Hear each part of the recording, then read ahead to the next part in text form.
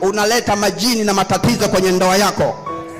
Biblia inasema mnapokuwa kitandani tafakarini na kutulia, muwe na hofu vitandani mwenu, wala msitende dhambi. Wewe unaanza kutafakari mabaya juu ya mkeo, unaanza kutafakari mabaya juu ya mmeo, unatafakari mabaya, unajichoma kwa upanga, unachoma ndoa yako kwa upanga mwenyewe. Funga kinywa, nyamaza kimya.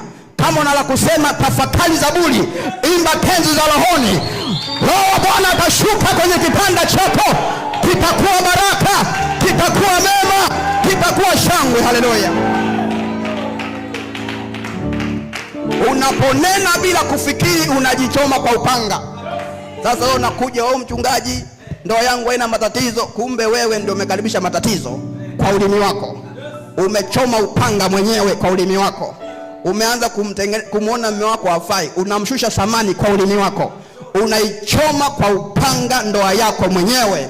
Unatakiwa uitengeneze ndoa yako mwenyewe. Maandiko yanasema hivi, ulimi wa mwenye haki ni afya. Umba afya kwenye biashara yako, umba afya kwenye kazi yako, umba afya kwa mmeo, umba afya kwa mkeo, umba afya kwa watoto wako, umba afya kwenye familia yako, umba afya kwenye masomo yako.